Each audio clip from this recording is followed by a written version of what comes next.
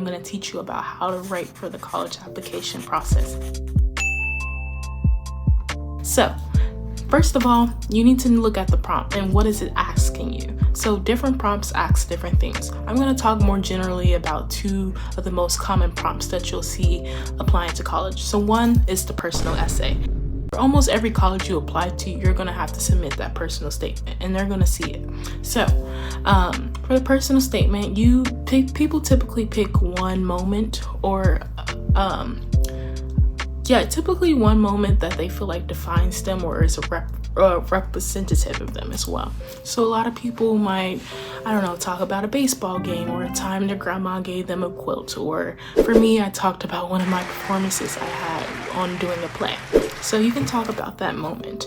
Now, my biggest tip for writing this and writing anything for college applications as someone who works in the admissions office as a student is please don't have any fluff. And what I mean by fluff is big words. So if you're using dictionary and encyclopedia words that you don't use on a common basis, like I'm so flabbergasted, like if you don't use that word in a typical sentence with your friend, it probably doesn't belong in a personal essay.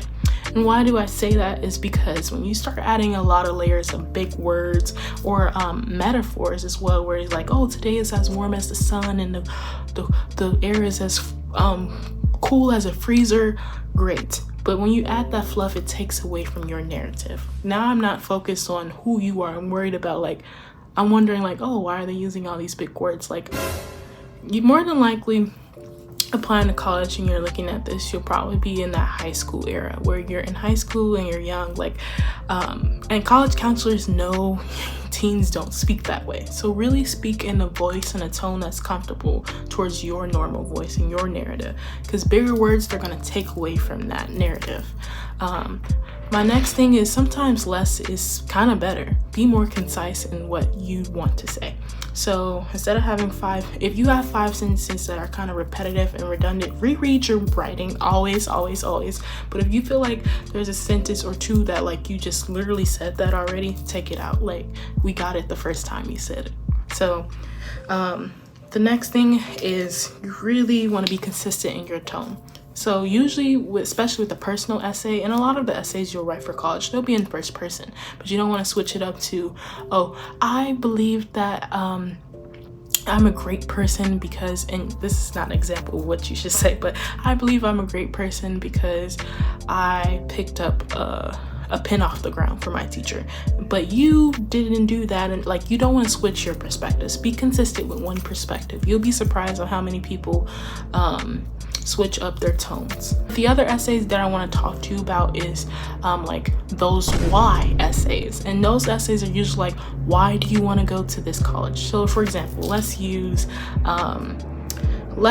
Colby College. Why do you want to go to Colby College? And a lot of students will be like, well, I want to go to Colby because it's ranked one of the top colleges in the country.